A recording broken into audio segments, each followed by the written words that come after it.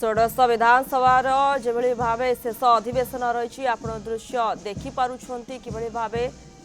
वर्तमान guard of honour दि जाऊँगी कार्यक्रम आरंभ हो सीधा सड़क चित्र आप देखुं जो भाव प्रथम दिन ही अभिभाषण रखिए राज्यपाल एने समस्त प्रकार व्यवस्था आप देखुं सीधा सड़क चित्र एवं ये जो भाव शेष अधिवेशन रोचे तेणु या रुचि समस्त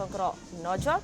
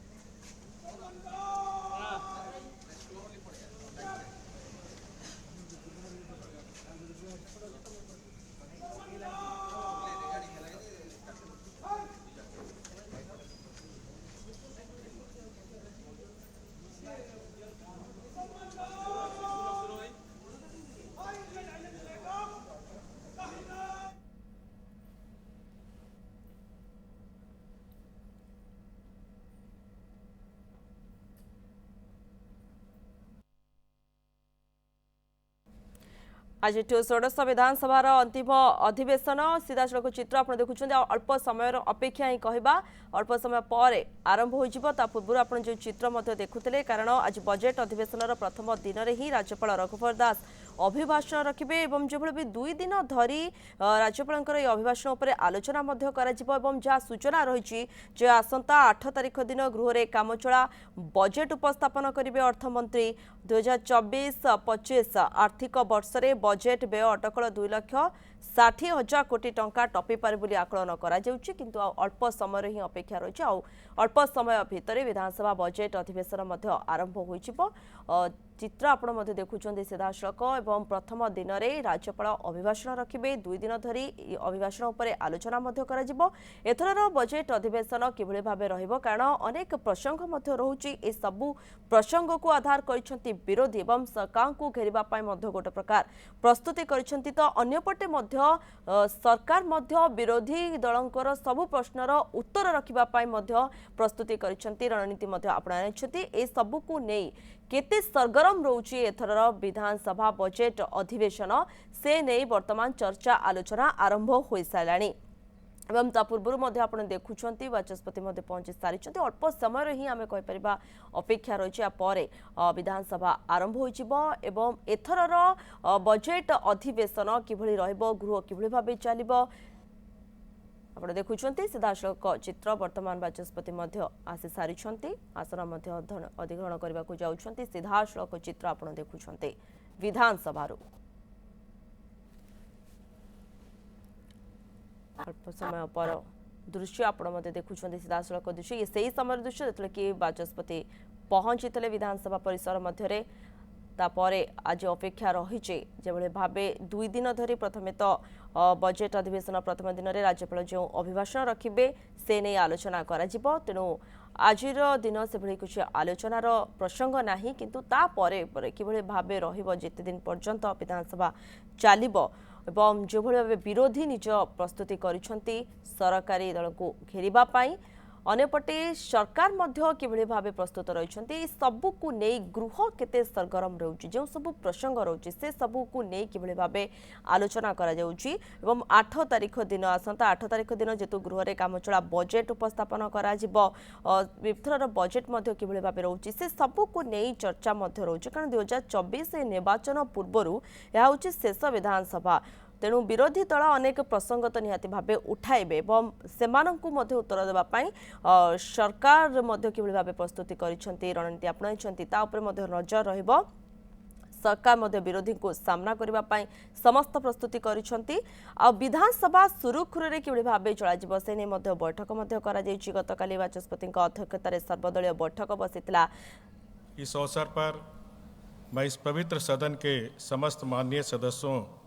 और उड़ीसा की जनता को नव वर्ष की हार्दिक शुभकामनाएं देता हूँ। यह पवित्र सदन वर्तमान सदस्य और पूर्व अध्यक्ष स्वर्गीय सूर्य नारायण पात्र, पूर्व अध्यक्ष स्वर्गीय महेश्वरी महंती, सरकार के पूर्व मुख्य सचेतक स्वर्गीय अजय कुमार जेना, पूर्व मंत्री स्वर्गीय सरस्वती प्रधान, स्वर्गीय रास मंजरी देवी, स्वर्गीय बीरेन्द्र चंद पांडे, स्वर्गीय भगवती पुजारी, स्वर्गीय त्रिलोचन कनगो, स्वर्गीय रमेश सोरेन, स्वर्गीय निवेदिता प्रधान, स्वर्गीय कुमार बेहरा, स्वर्गीय रविदास, स्वर्गीय युधिष्ठिर सामंतराय जो इस पवित्र सदन के सभी पूर्व सदस्य रहे हैं और पूर्व लांस नायक 49 राष्ट्रीय राइफल स्वर्गीय देवाशीष विश्वाल, पूर्व constable GD 60 CRPF battalion CRPF स्वर्गीय सुशांत कुमार खुंटिया, पूर्व कांस्टेबल उड़ीसा पुलिस स्वर्गीय सुशांत कुमार महंती, पूर्व लांस हवलदार 620 ईएमआई बटालियन स्वर्गीय सरोज कुमार दास, पूर्व कांस्टेबल 2006 कोबरा बटालियन बीएसएफ स्वर्गीय प्रकाश चंद सियाल के निधन पर श्रद्धांजलि अर्पित करते हुए दिवंगत आत्माओं के शोक संतप्त परिवार के प्रति संवेदना प्रकट करता हूँ। मैं माननीय सदस्यों से निवेदन करता हूँ कि वे स्वर्गीय एमएम राजेंद्र उड़ीसा के पूर्व राज्यपाल और सदन के पूर्व सदस्य स्वर्गीय रसानंद साहू, स्वर्गीय संतोष कुमार प्रधान, स्वर्गीय रमेश जैना, स्वर्गीय नृसिंह नंद ब्रह्मा, स्वर्गीय सुश्री देवी, स्वर्गीय जयनारायण महंती की अमर आत्मा को यह सदन श्रद्धांजलि अर्पित करती है। साथ ही साथ दिवंगत आत्माओं के शोक संतप्त परिवारों के प्रति हार्दिक संवेदना व्यक्त करता है। सर्वप्रथम मैं इस वर्ष 17 जनवरी को 800 करोड़ की लागत से पूरी श्री मंदिर परिक्रमा प्रकल्प के सफल लोकार्पण और दुनिया भर के जगन्नाथ भक्तों को इसके ऐतिहासिक लोकार्पण पर अपनी सरकार की स्पष्ट शब्दों में सराहना करता हूँ। पूरी हेरिटेज कॉरिडोर परियोजना जिसने तीर्थ नगरी पुरी में 12वीं सदी के इस मंदिर में आने वाले भक्तों के समग्र आध्यात्मिक अनुभव और सुविधा को महत्वपूर्ण रूप से बढ़ाया है। राज्य और विदेश से आए असंख्य जगन्नाथ भक्तों की उपस्थिति में एक शानदार समारोह के रूप में लोकार्पित हुआ है। उड़ीसा के गौरव का केंद्रीय प्रतीक जगन्नाथ धाम का यह श्री मंदिर अब अपने चारों ओर 75 मीटर लंबे गलियारों के साथ भक्तों, तीर्थयात्रियों और आगंतुकों को मंदिर की आध्यात्मिक उपलब्धि की श्रीवृद्धि करने का अवसर प्रदान करेगा। उड़ीसा के गौरव का मुख्य आधार श्री मंदिर के चारों ओर 75 मीटर चौड़ा विरासत गलियारा है जो अब समस्त जगन्नाथ भक्तों, तीर्थयात्रियों और आगंतुकों को श्री मंदिर के साथ साथ उसके नीलचक्र और मेघनाद प्राचीर के आध्यात्मिक अनुभव को बढ़ाने का अवसर प्रदान करेगा। यह प्रकल्प आगंतुकों को अत्याधुनिक सुविधाएं प्रदान करने के साथ साथ मंदिर की सुरक्षा को मजबूत करेगा। पुरी में 12वीं सदी के इस मंदिर तक निर्बाध आवागमन सुनिश्चित करने के लिए मेरी सरकार ने राज्य के प्रमुख Lakshmi location accessible multi modal योजना के अंतर्गत उड़ीसा के सभी जिलों से पवित्र शहर पुरी तक सरकार ने श्री जगन्नाथ एक्सप्रेस बस सेवा भी प्रारंभ कर दी है। प्रतिदिन अत्याधुनिक श्री मंदिर परिक्रमा प्रकल्प के साथ साथ मंदिर में आने वाले असंख्य लोगों को सुविधा प्रदान करना मेरी सरकार की दूरदर्शी पहल का एक हिस्सा है। उड़ीसा की आस्था के केंद्रीय प्रतीक में इस तरह के अभूतपूर्व परिवर्तन के साथ मेरी सरकार ने अपने राज्य की सांस्कृतिक पहचान को सुरक्षित, संरक्षित और पुनर्निर्मित और बढ़ावा देने के लिए राज्य भर में धार्मिक संस्थानों के नवीनीकरण और पुनर्विकास को भी प्राथमिकता दी है। मुझे इस बात की खुशी है कि मेरी सरकार की इस पहल से राज्य भर के पूजा स्थलों को लाभ मिल रहा है। श्री मंदिर परिक्रमा प्रकल्प को उड़ीसा के लोगों को समर्पित करने के 10 दिन के बाद मेरी सरकार ने संबलपुर जिले में पुनर्विकसित सम्मेलेश्वरी मंदिर को लोकार्पित किया है, जो राज्य के पश्चिमी क्षेत्र में सबसे प्रतिष्ठित मंदिरों में से एक है। महानदी के तट पर स्थित 16वीं सदी की इस मंदिर के परिधि क्षेत्र के 39 एकड़ क्षेत्र में 200 करोड़ की समलेई परियोजना के अंतर्गत विकसित किया गया है, जिसमें आस्था के केंद्र का परिधेय विकास, एक परंपरा गलियारे का निर्माण, भक्तों, तीर्थयात्रियों और पर्यटकों के लिए सुविधाएं तथा मंदिर तक पहुंचने में व्यवस्था सुधार और महानदी नदी तट के विकास आदि इसमें शामिल है। मेरी सरकार श्री मंदिर परिक्रमा प्रकल्प और समलेई परियोजना के लिए स्वेच्छा से अपनी जमीन दान देने वाले उन लोगों के अमूल्य सहयोग को विनम्रतापूर्वक स्वीकार करती है। हमारी प्राचीन मंदिर विरासत को सुरक्षित, संरक्षित और प्रसारित करने के लिए 11वीं सदी के श्री लिंगराज मंदिर के आसपास के क्षेत्रों के विकास के लिए मेरी सरकार 280 करोड़ की लागत से काम परियोजना को अविराम गति से आगे बढ़ा रही है।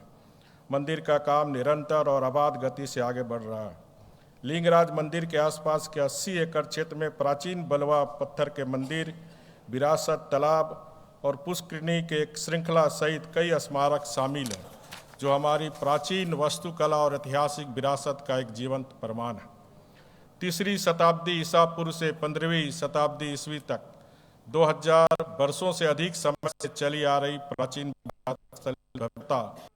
के लिए अब इसे सौंदर्य की दृष्टि से पुनर्विकसित किया जा रहा है। ग्रामीण उड़ीसा में अगले स्तर तक रूपांतर, त्वरित विकास के साथ ग्रामीण बुनियादी ढांचे को गति प्रदान करना और राज्य की समृद्ध सांस्कृतिक विरासत को संरक्षित करने की दृष्टि से मेरी सरकार की नई पहल आम उड़ीसा नवीन उड़ीसा अपने आप में एक अनोखा विकास मॉडल है। इसके माध्यम से मेरी सरकार ग्रामीण बुनियादी ढांचे में अगले स्तर का रूपांतर करने, इंटरनेट सेवा की सुविधाएं सुनिश्चित करने, कीड़ा संबंधी आधारभूत सुविधाएं, स्वयं सहायता समूह के लिए प्रशिक्षण केंद्र उपलब्ध करने, बैंकिंग और डिजिटल कनेक्टिविटी के साथ गांवों को सशक्त बनाने और राज्य की सांस्कृतिक विरासत को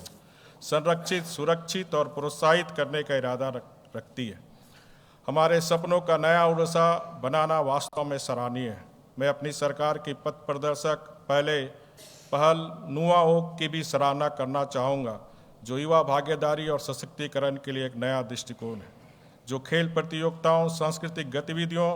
और सामाजिक गतिविधियों को शामिल करने वाले एक सशक्त संसाधन के रूप में कार्य करता है। यह जानकर प्रसन्नता का एहसास दिलाती है कि मेरी सरकार ने राज्य तथा अन्य स्थानों के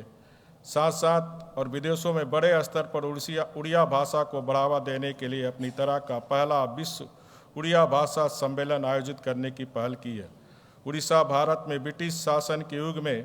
1 अप्रैल 1936 को भाषा के आधार पर गठित होने वाला देश का पहला राज्य है। उत्कल सम्मेलनी से लेकर वर्तमान विश्व उड़िया भाषा सम्मेलन तक उड़ीसा की मातृभाषा उड़िया की सांस्कृतिक भाषा का दर्जा पाने वाली 6ठी भारतीय भाषा बनी है और इंडो आर्यन भाषण समूह में पहली है। भारत में उड़िया 3.75 करोड़ बोलने वालों के साथ 9वीं सबसे अधिक बोली जाने वाली भाषा है। उड़िया राज्य की लगभग 84% जनसंख्या द्वारा यह बोली जाती है। दुनिया भर में 4.5 करोड़ बोलने वालों के साथ विश्व में 37वीं सबसे अधिक बोले जाने वाली यह भाषा है। उड़िया भाषा के लंबे साहित्यिक इतिहास के चलते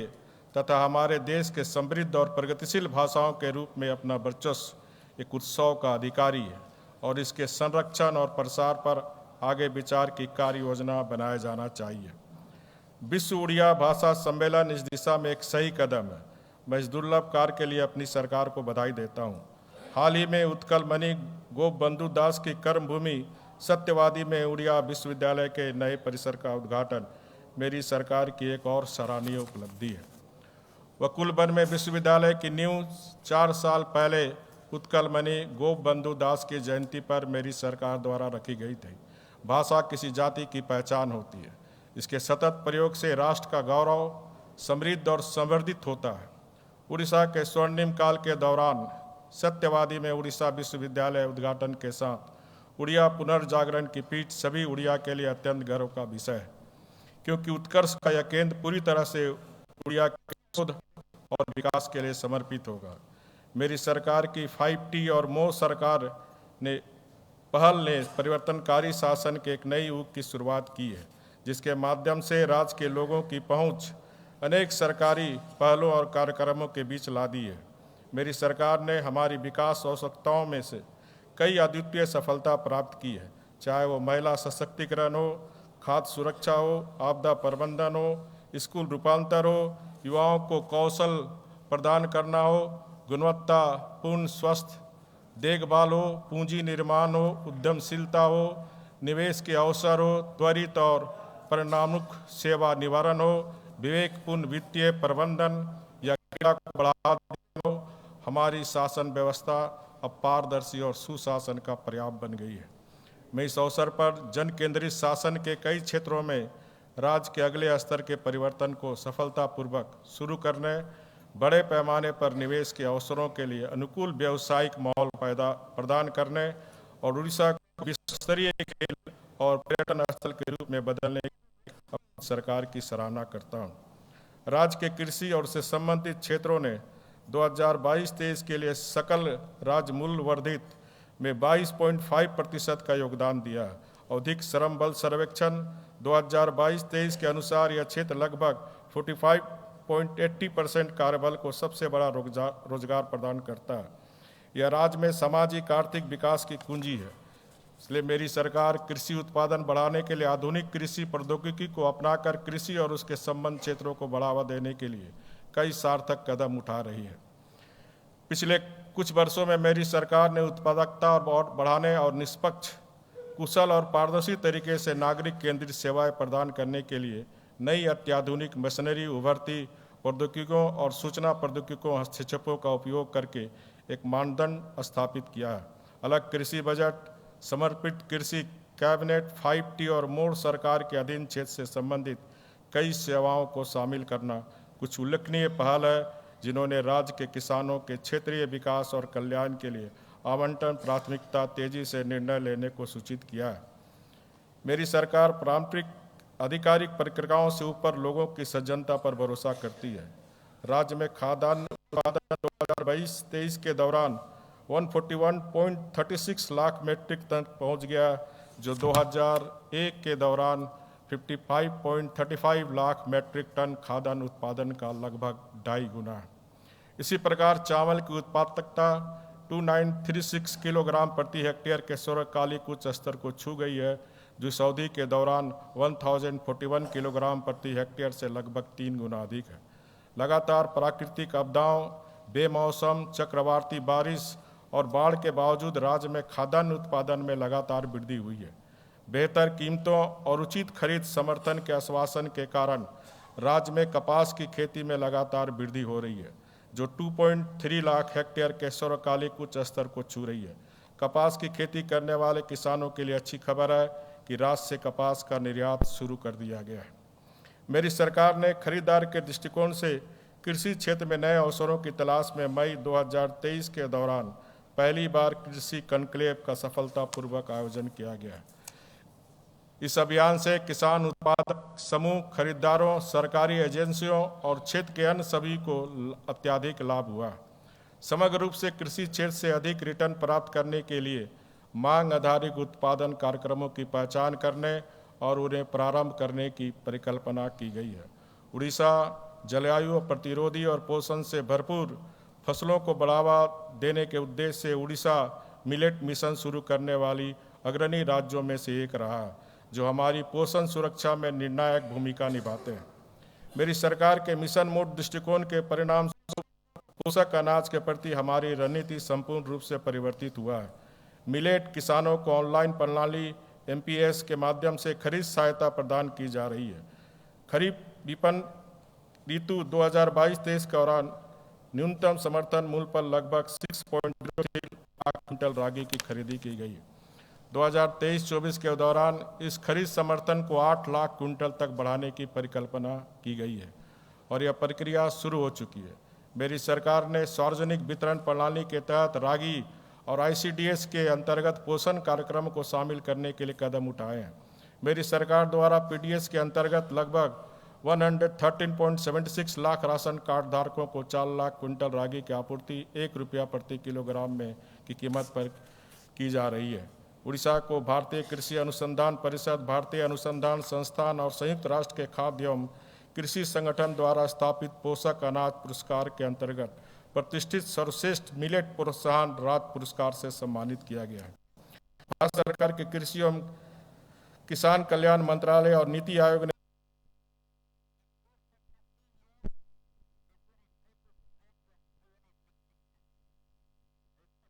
दृष्टिकोण को अपनाने का अनुरोध किया है। वर्ष 2022 से उड़ीसा 10 नवंबर को मंडिया दिवस मिलेट दिवस के रूप में मनाने वाले भारत का पहला राज्य बन गया है, जिसका उद्देश्य उड़ीसा और देश में मिलेट के महत्व को बढ़ावा देना है। मेरी सरकार के किसान कल्याण कार्यक्रम कलिया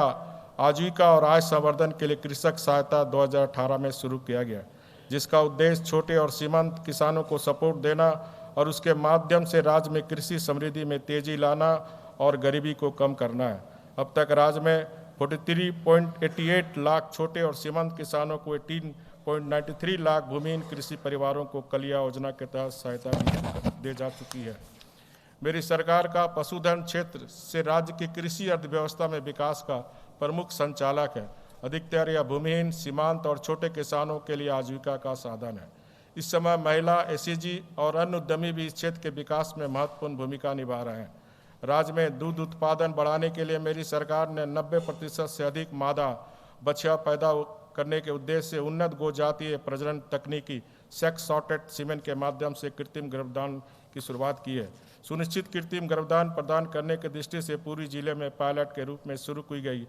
ऑन कॉल कृत्रिम गर्भधान सेवा मेरी सरकार द्वारा सभी जिलों में शुरू की जाएगी। मेरी सरकार व्यावसायिक रूप से बकरी पालन इकाइयों और खनन प्रभावित जिलों में छोटी बकरी पालन इकाइयों वाले गरीब किसानों के लिए महिला स्वयं सहायता समूह का सपोर्ट करके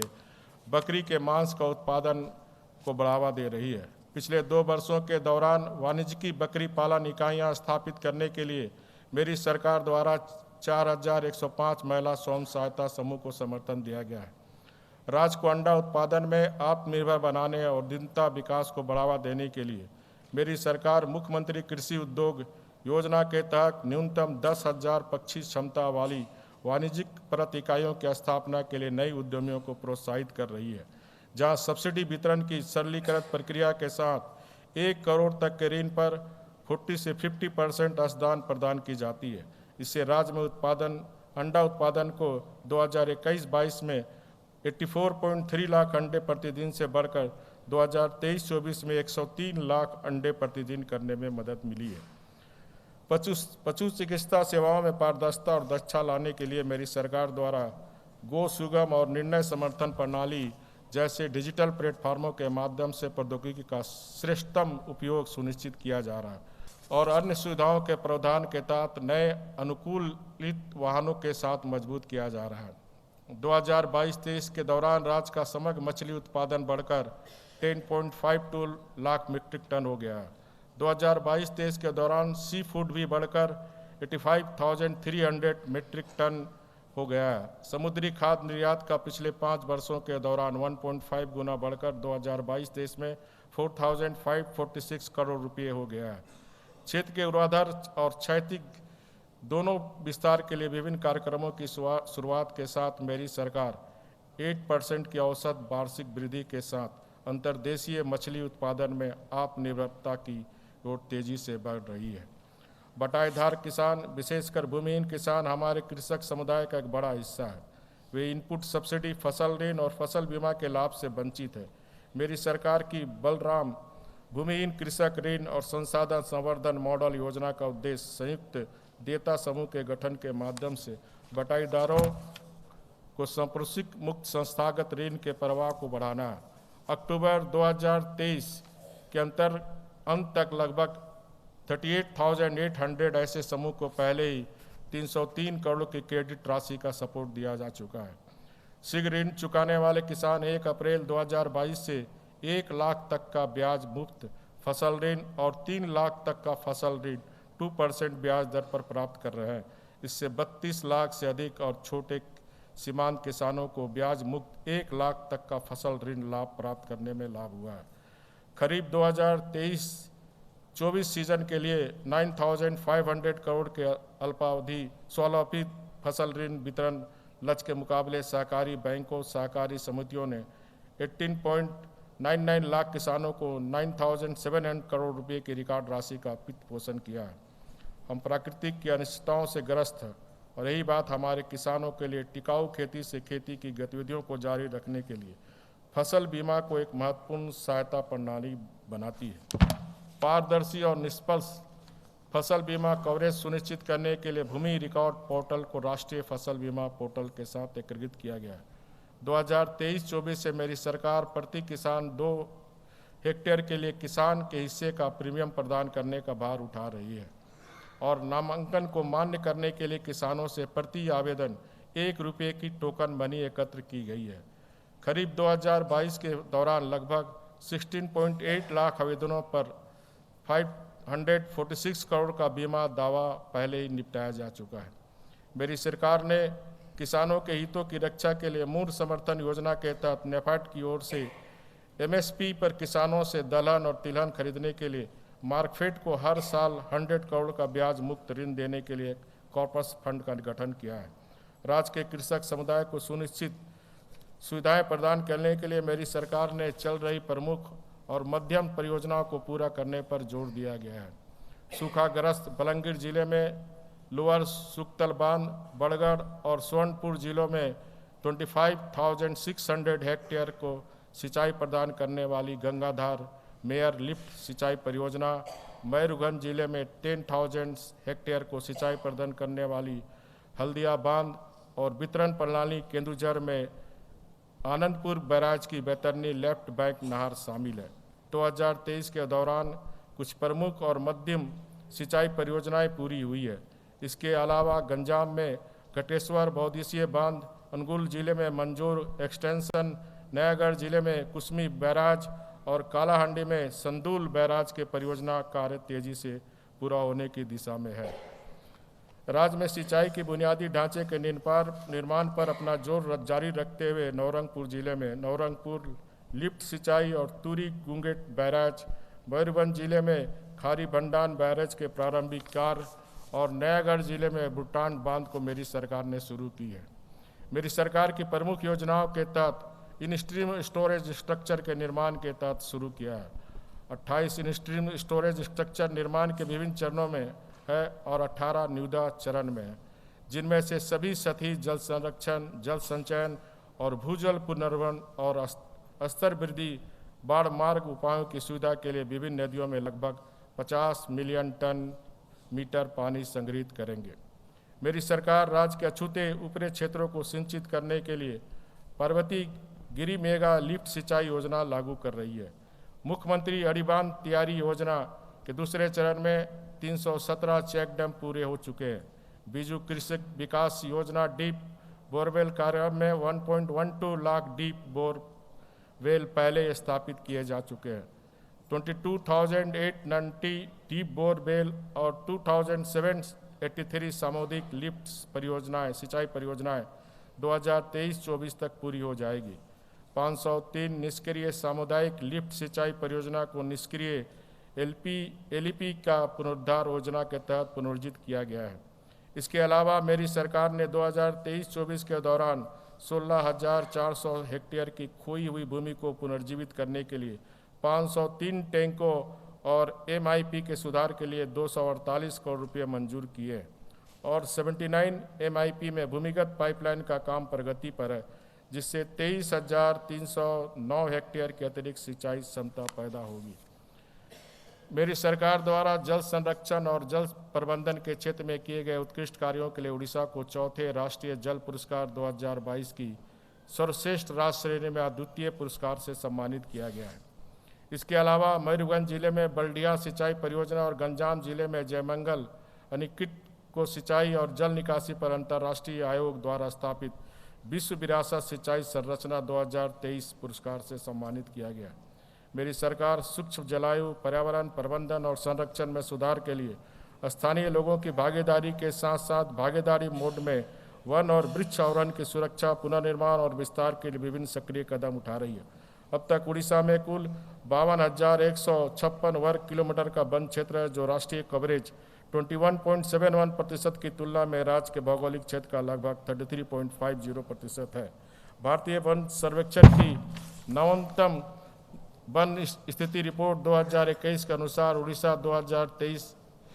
2019 की तुलना में वन क्षेत्र 537 वर्ग किलोमीटर प्राप्त करने वाला देश का तीसरा बड़ा राज्य है। पिछले 5 वर्ष में मेरी सरकार ने 6.52 लाख हेक्टेयर क्षेत्र में वृक्षारोपण किया है। मेरी सरकार ने कंधमाल जिले के मंदासुरु पहाड़ियों, गजपति जिले की महेंद्रगिरी पहाड़ियों और बलंगीर और बरगढ़ जिलों में गंधमर्दन पहाड़ियों में 3 जैव विविधता विरासत स्थलों को अधिसूचित किया है। यह लुप्तप्राय और स्थानीय प्रजातियों की सुरक्षा, संरक्षण और प्रबंधन में मदद करता है। नयागढ़ जिले के बैसपाली वन्य जीव अभयारण्य, बालेश्वर जिले के कुलाडिया वन्य जीव अभयारण्य, कोरापुट जिले के गुप्तेश्वर संरक्षित वन और बरगढ़ जिले के गंधमर्दन पहाड़ियों की जैव विविधता की सफल सूची मेरी सरकार द्वारा पूरी की गई है। उड़ीसा अपनी समृद्ध सांस्कृतिक विविधताओं के लिए दुनिया भर में प्रसिद्ध है। इसकी कालजाई सांस्कृतिक विरासत, ऐतिहासिक स्मारक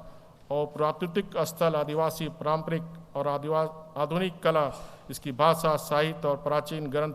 विषयगत पेंटिंग, मूर्ति कला आगंतुकों के लिए अद्भुत और आश्चर्यजनक है और इसके असंख्य रहस्यों को जानने के लिए विद्वानों और शोधकर्ताओं को आकर्षित करती है। मेरी सरकार ने उड़ीसा के मुख्य रूप से समृद्ध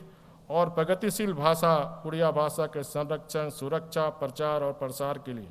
वैश्विक स्तर पर विचार विमर्श शुरू करने के लिए पहली बार विश्व उड़िया भाषी सम्मेलन आयोजित करने का एक उचित निर्णय लिया। मेरी सरकार ने पूरी जिले में उत्कल मणि पंडित गोपबंधु दास के जन्म स्थल सुवंडो में उनके पुनर्निर्मित स्मारक को समर्पित किया है। प्रख्यात इतिहासकार मंथन नाथ दास और लेखक मनोज दास के पृथक घर को हमारी भाषा और साहित्य में उनके अमूल्य योगदान को अमर बनाने के लिए एक स्मारक में बदल दिया गया है। उड़ीसा अपनी विदेशी पर्यटन क्षमता और समृद्ध सांस्कृतिक विरासत से संपन्न है। इसके आकर्षक है यहाँ के रमणीक स्थल, प्राचीन ऐतिहासिक स्मारक, मनमोहक समुद्री तट, समृद्ध जैव विविधता वाले जंगल, उतंग पहाड़, मनोरम वन्य जीवन, कलकल निनाद करते हुए झरने, विशाल जल निकाय, प्रसिद्ध शास्त्रीय और लोक नृत्य, मनमोहक संगीत, हाथकरघा और हस्तशिल्प और अतिथि देवो भव। यहाँ के लोगों का आतिथ्य सत्कार उड़ीसा को भारत की पसंदीदा पर्यटन स्थलों में अन्यतम बनाती है। मेरी सरकार ने इस क्षेत्र के समग्र विकास और राज्य में पर्यटन को बड़े पैमाने पर बढ़ावा देने के लिए कई परिवर्तनकारी पहलों के माध्यम से पर्यटन को फोकस सेक्टर का दर्जा दिया गया है। मेरी सरकार ने 1768 करोड़ की लागत से 15 प्राथमिकता वाले पर्यटन स्थल की एकीकृत मास्टर प्लानिंग शुरू की है। राज्य को इच्छुक जनता से प्राप्त 244 करोड़ की लागत से 136 परियोजनाएं प्रस्तावों को मंजूरी दी गई है। रायबेनिया किला, बारबाटी किला, रानी बकरी महल, रानीपुर, झरियाल, नृसिंहनाथ हरिशंकर, कपिलास, सप्तसैया, अनंत सैया और बौद्ध सर्किट, रत्नगिरी, उदयगिरी, ललितगिरी और लांगुड़ी में विरासत स्थलों की मरम्मत और नवीनीकरण भी किया गया है। रानी बकरी महल अब OTDC द्वारा प्रचालित प्रमाणिक उड़ीसा व्यंज श्रृंखला निमंत्रण संबलपुर का एक गौरवपूर्ण हिस्सा है। उड़ीसा पार्क उत्कल की समृद्धि और प्रमाणिक संवाद और सुगंध को बढ़ावा देने के लिए मेरी सरकार ने संबलपुर से पहले भुवनेश्वर और पुरी में यह पहल शुरू की है। पर्यटन क्षेत्र में निजी क्षेत्र के निवेश को प्रोत्साहित करने के लिए नई पर्यटक नीति में राजकोषीय और गैर राजकोषीय दोनों प्रोत्साहन को मेरी सरकार की पेशकश के एक हिस्से के रूप में, जो नए पर्यटन के लिए 15 करोड़ की अधिकतम सीमा के साथ 30% पूंजी निवेश अनुदान प्रदान करती है। परियोजना 6,849 करोड़ के 157 नए निजी निवेश परियोजना प्रस्तावों को सिंगल विंडोज मैकेनिज्म के माध्यम से मंजूरी दी गई है।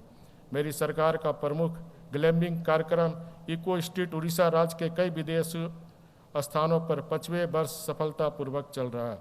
और राष्ट्रीय अंतर्राष्ट्रीय पर्यटकों को एक अनूठा ग्लैम्पिंग अनुभव दे रहा है।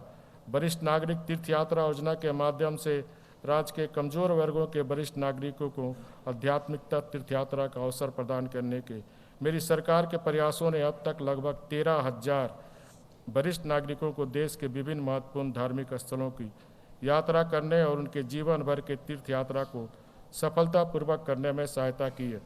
मेरी सरकार के सराहनीय प्रयासों के बदौलत रघुराजपुर को भारत सरकार के पर्यटन मंत्रालय द्वारा सर्वश्रेष्ठ पर्यटन ग्राम 2023 का पुरस्कार दिया गया है। भारत सरकार के पर्यटन मंत्रालय द्वारा स्वदेश दर्शन योजना के तहत तामपरा लेक फ्रंट डेवलपमेंट को सर्वश्रेष्ठ कैफेटेरिया घोषित किया है। श्री मंदिर पुरी को सर्वश्रेष्ठ आध्यात्मिक गंतव्य 2023 के रूप में चुना गया है और गोल्डन बीच पुरी को आउटलुक ट्रेवलर द्वारा सर्वश्रेष्ठ समुद्र तट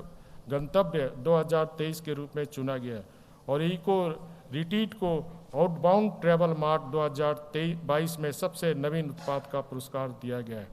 जो भारत का सबसे बड़ा यात्रा व्यापार शो है। मैं अपनी सरकार की न्याय संगत, सख्ती और गुणवत्तापूर्ण स्वास्थ्य सेवाओं का उल्लेख करना चाहूँगा,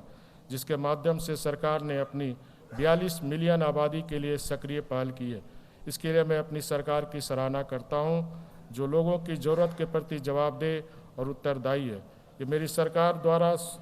किए गए कई परिवर्तनकारी स्वास्थ्य देखभाल पहलों के माध्यम से ही संभव हुआ है। निःशुल्क और सुनिश्चित स्वास्थ्य देखभाल योजनाएं स्वास्थ्य सेवा मानव संसाधन पेशेवर को मजबूत करने के लिए बड़े पैमाने पर स्वास्थ्य क्षेत्र में सुधार के उपाय, अत्याधुनिक सार्वजनिक स्वास्थ्य बुनियादी ढांचा, सेवा